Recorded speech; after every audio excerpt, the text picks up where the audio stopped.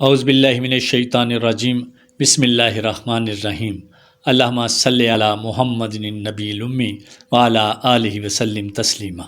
अस्सलामु अलैकुम। मैं हाँ Aftab Iqbal A dot news दे नाल। अज दुनिया भर च एंटी करप्शन दा दिन मनाया जा रहा है। बाज़ लोग इनू एंटी करप्शन भी कहते हैं, पर मेरे ख्याल च ये ज़्यादती है। क्यों जे दुनिया भर च आंटीज़ ਜਿਹੜੀਆਂ ਨੇ ਉਹ ਘੱਟ ਹੀ ਕਰਪਟ ਮਿਲਦੀਆਂ ਨੇ। ਅਲਬੱਤਾ ਅੰਕਲਸ ਨੇ ਲੁੱਟ ਮਚਾਈ ਹੋਈ ਹੈ। ਦੁਨੀਆ ਵਿੱਚ ਸਭ ਤੋਂ ਘੱਟ ਕਰਪਸ਼ਨ ਵਾਲੇ ਮੁਲਕਾਂ ਵਿੱਚ ਡੈਨਮਾਰਕ, ਫਿਨਲੈਂਡ ਤੇ ਨਿਊਜ਼ੀਲੈਂਡ ਨੇ, ਜਦ ਕਿ ਉਹਨਾਂ ਤੋਂ ਬਾਅਦ ਨਾਰਵੇ, ਸਿੰਗਾਪੁਰ ਤੇ ਸਵੀਡਨ ਦਾ ਨੰਬਰ ਆਂਦਾ ਹੈ।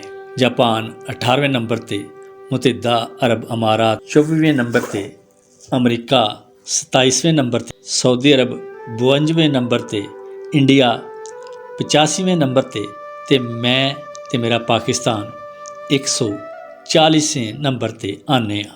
ਦੁਨੀਆ ਦਾ ਸਾਰਿਆਂ ਨਾਲੋਂ ਬਦਤਰੀਨ ਤੇ ਕਰਪਟ ਤਰੀਨ ਮੁਲਕ ਜਨੂਬੀ ਸੁਡਾਨ ਹੈ, 180ਵੇਂ ਨੰਬਰ ਤੇ ਆਂਦਾ ਹੈ।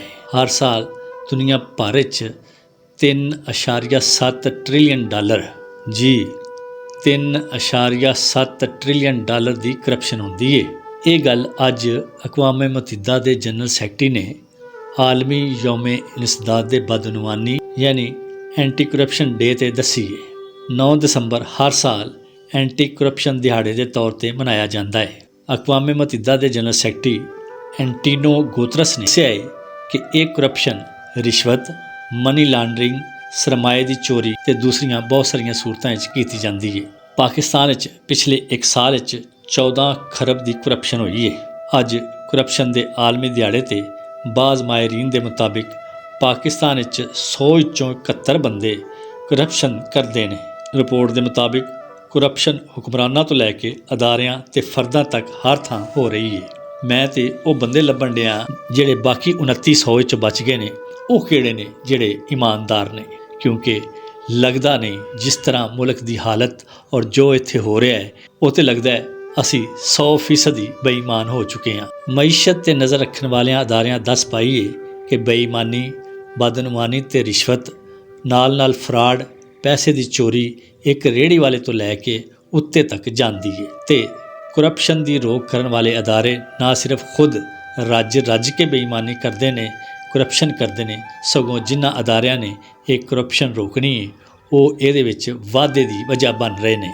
ਇੱਕ ਹੋਰ ਰਿਪੋਰਟ ਦੇ ਮੁਤਾਬਿਕ ਕਰਪਸ਼ਨ ਬਾਕਾਇਦਾ ਹੁਣ ਇੱਕ ਲਾਜ਼ਮੀ ਹਿੱਸਾ ਬਣ ਗਿਆ ਹੈ ਅਕਸਰੀਅਤੀ ਆਬਾਦੀ ਦੀ ਕਮਾਈ ਦਾ। ਮੈਂ ਇਹ ਸਭ ਕੁਝ ਪੜ੍ਹਦਾ ਜਾ ਰਿਹਾ ਸਾਂ ਤੇ ਪਰੇਸ਼ਾਨ ਹੁੰਦਾ ਜਾ ਰਿਹਾ ਸਾਂ। ਮੈਨੂੰ ਹੋਰ ਕੋਈ ਰਾਹ ਨਹੀਂ ਲੱਭੀ ਤੇ ਮੈਂ ਆਖਰਕਾਰ ਬਾਬਾ ਜੀ ਕੋਲੋਂ ਪੁੱਛ ਹੀ ਲਿਆ, ਬਾਬਾ ਜੀ ਇੰਨੀ ਕਰਪਸ਼ਨ, ਇੰਨੀ ਲੁੱਟਮਾਰ, ਇੰਨੀ ਬੇਈਮਾਨੀ, ਕੀ ਬਣੇਗਾ ਸਾਡੇ ਮੁਲਕ ਦਾ? ਬਾਬਾ ਜੀ ਨੇ ਬਹੁਤ ਮਾਯੂਸੀ ਨਾਲ ਕਿਹਾ, ਹੋਰ ਕੀ ਬਣਨਾ ਹੈ ਪੁੱਤਰਾ, ਮੇਰੇ ਇਸ ਸੋਹਣੇ ਦੇਸ਼ ਦੀਆਂ ਜੜ੍ਹਾਂ ਤੇ ਪਹਿਲੇ ਹੀ ਖੋਖਲੀਆਂ ਹੋ ਗਈਆਂ ਨੇ।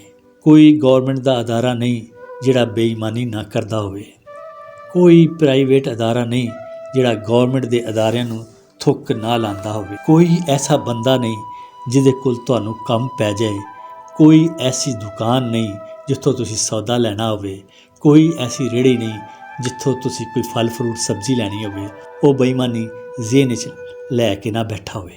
ਮੇਰੀ ਇਹੋ ਜਿਹੀ ਮਾੜੀ ਮਈਸ਼ਤ ਦੇ ਮੁਲਕ ਵਿੱਚ ਜਦੋਂ 14 ਅਰਬ ਤੋਂ ਜ਼ਿਆਦਾ ਖੁਰਦ-ਬੁਰਦ ਹੋਣਗੇ ਤੇ ਬਾਕੀ ਕੀ ਬਚੇਗਾ? ਮੇਰੇ ਜੇ ਬੁੱਢੜੇ ਸਿਵਾਏ ਰੋਣ ਧੋਣ ਤੋਂ ਹੋਰ ਕਰ ਵੀ ਕੀ ਸਕਦੇ ਨੇ? ਸਾਡੇ ਹੀ ਮੁਲਕ ਦੇ ਇੱਕ ਬੜੇ ਮਾਇਆਨਾਜ਼ ਸ਼ਾਇਰ ਨੇ ਜਦੋਂ ਇਹ ਸਾਰਾ ਕੁਝ ਵੇਖਿਆ ਤੇ ਉਹ ਇਹ ਕਹਿਣ 'ਤੇ ਮਜਬੂਰ ਹੋ ਗਿਆ, ਪੈਲੀ ਦੇ ਵਿੱਚ ਸੂਰ ਮਾਲਕਾ, ਪੈਲੀ ਦੇ ਵਿੱਚ ਸੂਰ, ਪੈਲੀ ਦੇ ਵਿੱਚ ਸੂਰ ਮਾਲਕਾ, ਪੈਲੀ ਦੇ ਵਿੱਚ ਸੂਰ, ਪੀਲੀ ਤੇਰੀ ਰੰਗ ਰੰਗੀਲੀ, ਇੱਕ ਦਾ ਭੂਰੀ ਇੱਕ ਦਾ ਪੀਲੀ, ਇੱਕ ਦਾ ਹਰੀ ਕਚੂਰ ਮਾਲਕਾ, ਪੈਲੀ ਦੇ ਵਿੱਚ ਸੂਰ। ਬੂਟੇ ਬੱਚੇ ਨਿੱਕੇ ਵੱਡੇ, ਪੁੱਟ ਵਗਾਏ ਜੜ ਤੋਂ ਕੱਢੇ, ਰਾਖੇ ਨੇ ਮਜਬੂਰ ਮਾਲਕਾ, ਰਾਖੇ ਨੇ ਮਜਬੂਰ, ਪੈਲੀ ਦੇ ਵਿੱਚ ਸੂਰ ਮਾਲਕਾ, ਪੈਲੀ ਦੇ ਵਿੱਚ ਸੂਰ। ਨਾ ਰੋਕੇ ਸੂਰਾਂ ਬਗਿਆੜਾਂ, ਪੁੱਟਣ ਬਾਗ ਤੇ ਕਰਨ ਉਜਾੜਾਂ, ਬੈਠਾ ਏ ਕਿਉਂ ਦੂਰ ਮਾਲਕਾ, ਪੈਲੀ ਦੇ ਵਿੱਚ ਸੂਰ, ਪੈਲੀ ਦੇ ਵਿੱਚ ਸੂਰ ਮਾਲਕਾ, ਪੈਲੀ ਦੇ ਵਿੱਚ ਸੂਰ। ਬਾਬਾ ਜੀ ਬਹੁਤ ਤਕਲੀਫ ਨਾਲ ਇਹ ਸ਼ੇਰ ਪੜ੍ਹਦੇ ਰਹੇ। ਮੈਂ ਸੁਣਦਾ ਦਿਲ 'ਚ ਦੁਆ ਕਰਦਾ ਰਿਹਾ, ਯਾ ਮੇਰੇ ਮੌਲਾ, ਯਾ ਮੇਰੇ ਮਾਲਿਕ, ਯਾ ਮੇਰੇ ਰੱਬਾ, ਇਸ ਮੁਲਕ ਨੂੰ ਉਜਾੜਨ ਵਾਲਿਆਂ ਨੂੰ ਉਜਾੜ ਦੇ।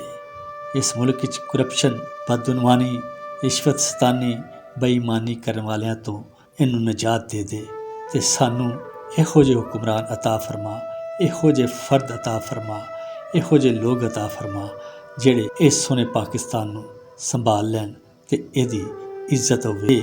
ਸਿਰ ਚੁੱਕ ਕੇ ਪੂਰੀ ਦੁਨੀਆ ਵਿੱਚ ਆਪਣੇ ਪੂਰੀ ਇੱਜ਼ਤ ਅਤੇ ਵਕਾਰ ਨਾਲ ਖਲੋਵੇ। ਇੱਥੋਂ ਦੇ ਲੋਕਾਂ ਵਿੱਚ ਖੁਸ਼ਹਾਲੀ ਆਵੇ, ਇਮਾਨਦਾਰੀ ਆਵੇ ਔਰ ਅਸੀਂ ਵੀ ਪਹਿਲੇ ਨੰਬਰ 'ਤੇ, ਯਾ ਰੱਬਾ, ਅਸੀਂ ਵੀ ਕਿਸੇ ਦਿਨ ਪਹਿਲੇ ਨੰਬਰ 'ਤੇ ਇਮਾਨਦਾਰੀ 'ਚ ਪਹੁੰਚ ਜਾਈਏ। ਆਪਣਾ ਅਤੇ ਆਪਣੇ ਪਾਕਿਸਤਾਨ ਦਾ ਖਿਆਲ ਰੱਖੋ।